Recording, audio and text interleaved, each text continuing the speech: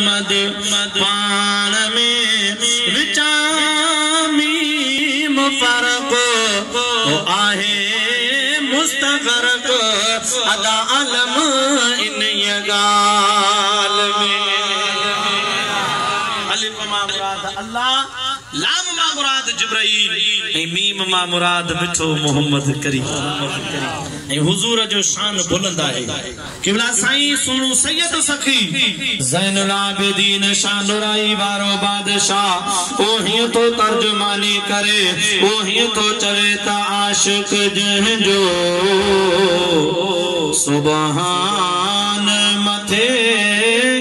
मुझे मोहम्मद जो अन्या शान मथे। जान मुझे मोहम्मद जो अवा गरजी चजो त अन्या शान मथे। है मुझे मोहम्मद जो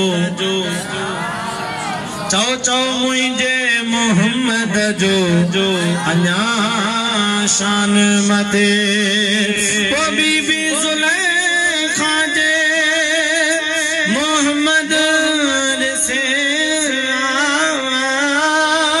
तयूसुफ पुछा वरी कोन वने हा ओ यूसुफ किथे किनान किथे चौ मुझे मोहम्मद जो अन्या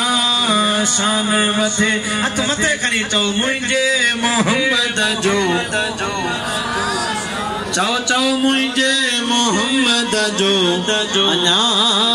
शान मथे। वो मजनू जे मोहम्मद से तलैला लैला कौन करे हा ओ मजनू किथे मस्तान किथे मुझे मोहम्मद जो अन्या शान मथे। चौ चौ मुझे मोहम्मद जो दादी मोहब्बत वाली जमात है तो मुझे महबूब जा आशिक अलिफ लाम मीम अगे रब छा तो चवे ज़ालिकल किताबु ला रैब फीह। हम ज़ालिकल किताबु ला रैब फीह इन जो टे तरकीबूं अगर कजन तो पेरी जेका तरकीब है उनमें ज़ालिका है मुब्तदा अल किताब उन जी खबर तो माना छा थींदी मुझा महबूब ही आए वो किताब ओ जिंजो वायदो तो सा करीम रब तौरात इंजील में कयो। महबूब आयो तो को आए न जिक्र अग में थींदो रयो अग में जने हजरत अब्दुल्ला बिन सलाम मदीने पाक जी सरजमीन ते बदो यहूदीन जो आलिम हो परे परे का मानू उनका मसलो कुछ नहीं दा हा कचारी कणींदा हा उनका हाल अहवाल थींदो हो पर जेडी महल अब्दुल्ला बिन सलाम तौरात खोलींदो हो इंजील उनमें आखिरी नबी लजपाल मोहम्मद करीम जो जिक्र पढ़ंदो हो। हुजूर जो शान हुजूर जो जिक्र पर उनके इंतजार हो खबर ना है वो महबूब कदे दुनिया दे तख्ते ते ईंदो मां अब्दुल्ला बिन सलाम से उन जो दीदार नसीब थींदो अलाए न यारो अजा साईं तवा हुजूर जे जिक्र जी महफिल ता करियो कुछ मानो असा के बार बार चांदा आहिन तयारो तवा मदीने वाले साईं जे अचण जी महफिल ता करो किथे लिखला है आओ चौदो आयात लिखल जी तका खोट कमी ना है पर अगर को मानो अवा खा यो सवाल करे त किथे लिखल आहे अवा उनके चौ तहर आशिक रसूल जी किस्मत में लिखल आहे।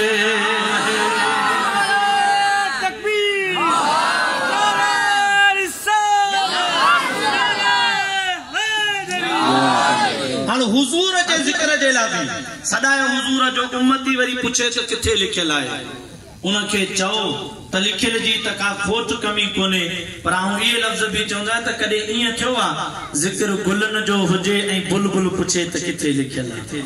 कदे इए थियो आ जिक्र शमा जो हुजे परवानो पूछे त किथे लिखियल आहे अरो कदे इए भी मुमकिन थी तो सके जो जिक्र आमिना जे लाल जो हुजे ऐं उम्मती पूछे त किथे लिखियल आहे जिए जिए तमा हुजूर जो जिक्र कंदो तिए तिए न दिल के करार मिलंदो वा मुके ईमान सा बुधायो न सर्दी जी मौसम में तमा वेही करे आज 1400 साल गुजरी चुका है हुजूर जो जिक्र बुधो था दिल ठरे थी या नथी ठरे हजरत अल्लामा शेख महदी अल-फासी मुतालिल मुसरात फी शरह दलाइल खैरात जे अंदर साईं जो मशहूर कौल है पान फरमाइता हुजूर जो जिक्र बुधी भी अगर केंजे दिल के थदान न अचे करार न अचे जदों उन जे सीने में धड़कण वारो दिल मोमिन जो थी न थो सके मोमिन हुजे हुजूर जो जिक्र बुधंदो वा दिल ठरी पौंदी आ बेचैन दिल के चैन मिलंदो वा बेकरार दिल के करार मिलंदो आ मौलाना जलालुद्दीन रूमी तमसील संगाल समझान जो फन रखंदड़ आहिनि साईं ता फरमाइन त के शख्स ॾिठो मजनू के बार बार रेतीअ जे ढिग जे मथां पियो लिखे त लैला लैला लैला के गुज़रण वारे पुछो तो गुफ्त मश्के ना मिलेला मी कुनम इंसान थी करे एक औरत जो नालो बार बार रेतीअ जे ढिग ते तो लिखी छा ॻाल्हि आहे चए तो ख़ातिरे खुदरा तसल्ली मी दहम ओ मूंखे चवण वारा जेडी मल लैला जो नालो तो लिखा त हिन बेचैन दिल के चैन तो मिले बेकरार दिल के करार तो मिले मौलाना नतीजो तो कदे चतो अगर मजनू के लैला जो नालो करार दे सके तो छा उम्मती के रसूलुल्लाह जो नालो करार न दींदो सुभान अल्लाह जिए जिए हुजूर जो जिक्र थींदो वा तिए तिए बेचैन दिल के चैन मिलंदो वा बेकरार दिल के करार मिलंदो वा पर मुझे महबूब जा आशिक महबूब अना आयो ही ना है मदीने वाले मीर जो जिक्र अग भी थींदे रहियो वा फर्क एतरो वा हुनन पे चयो त नबी अचण वारो आहे असाई तवा रसूलुल्लाह जे जिक्र जी महफिल करे पोइ चवंदा आहियूं त सारे जग में जानवर लजिन सार थी विया मोहम्मद अची वियो बेड़ा पार थी विया एके छरो था न गड्डी चओ मोहम्मद अची वियो बेड़ा पार थी